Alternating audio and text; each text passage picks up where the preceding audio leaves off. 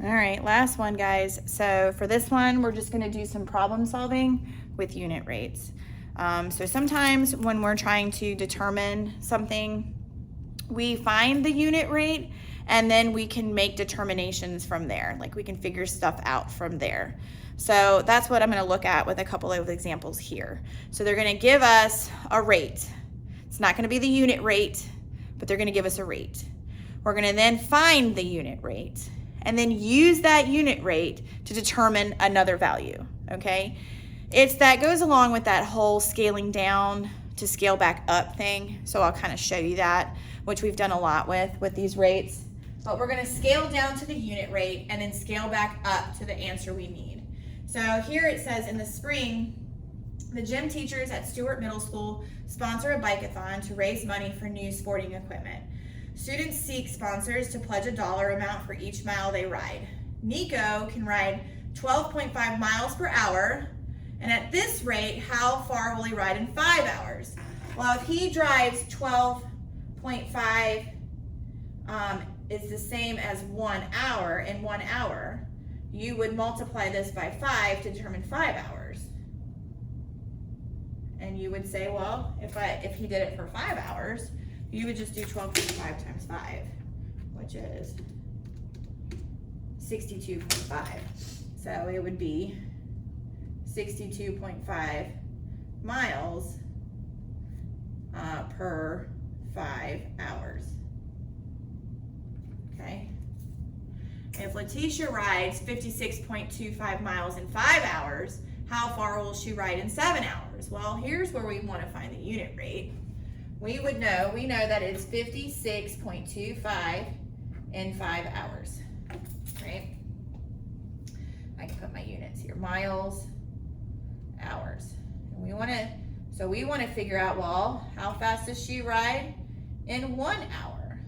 So you would divide by 5, which means you would divide this by 5. And this is how we're going to get the unit rate.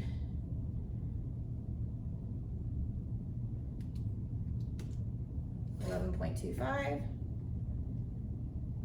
So she rides 11.25 miles per hour. Okay, so then we want to scale back up to 7 hours. So now we're going to scale back up by multiplying by 7.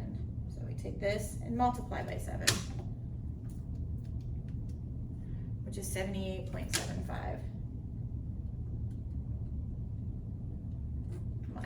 So that's like a way to scale down to scale back up. So with unit rate, or sometimes with situations like this, we're like, I don't know okay, well, if I go and scale down to a unit rate where I get one of my values equal to 1, I can then easily scale back up.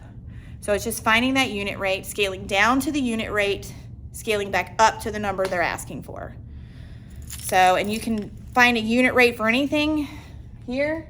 I knew I could do per hour by just dividing by itself. You get any number to equal 1 just by dividing by itself. It doesn't even matter what the number is. It could be any number in the whole wide world. You divide it by itself, it equals 1 all day long. Okay? It says here, though, Emil got a cramp in his leg after riding 27.5 miles in 2 hours and had to stop. If he hadn't gotten a cramp and had to continue to ride at the same rate, how far would he have ridden in 3 hours? It's the same thing again. You have 27.5 miles in 2 hours. We're going to scale down to find out what the unit rate is by dividing it by itself. So we divide the top by itself. 27.5 divided by 2 is 13.75. And then we want to scale back up to 3 hours by multiplying times 3. So I'm going to multiply this times 3, which is 41.25 miles. So that's kind of how an example of how we can solve a rate problem by scaling up or scaling down. Let's see what else we got. This is another rate one. Beth, Kelly, and Amy are all training for the local marathon. Beth can run 6.5 miles per hour. At this rate, how will she run in the first 3 hours? Well, this is pretty easy because you would just do 6.5 times 3. This is miles per hour, which is in 1 hour. That already is a unit rate. This is a unit rate. So if you already have the unit rate, you just multiply by what you need. And 6.5 times 3 is 19.5. 19.5 miles in 3 hours. But it says, well, Kelly runs 13.5 miles in 2 hours. What is her rate? Well, if you have 13.5 miles per 2 hours, you want to know per hour, so per 1 hour, which means you divide by 2. So you divide by 2, which makes sense because miles per hour means to divide by hours, or by dividing by 2. So 13.5, so you take your miles and divide by hours.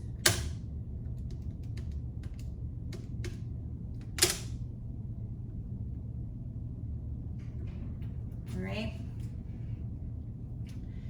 It says Amy wants to run the 26.2 miles of the marathon in 4.5 hours. At what rate will she have to run to reach this goal?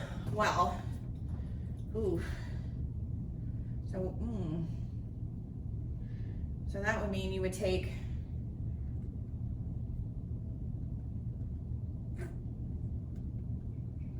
and you're like, well, how fast does she have to run per hour then? So you would divide by 4.5, divide by 4.5, and 26.2 divided by 4.5 is 5.822. All right, we're just gonna do 5.82. So she would have to run 5.82 miles per hour. Or you could do 5.82 miles per hour. So that's how you would solve those problems. Anyways, I'm gonna go ahead and stop there. I think that those are some great examples for you to kind of understand rate and understand how to use a rate to solve a problem. I mean, you can do it with just about anything. You can use rates. So sometimes you have to scale it down, scale it back up to figure out the answer. But rates are great things to use. Unit rates are great tools, are great ways to find better deals, to find answers to larger questions. Just getting it to that unit rate, unit price, speed, getting it to that unit number, and then building from there. So that's unit rate in a nutshell. So we're doing lots of practice in class.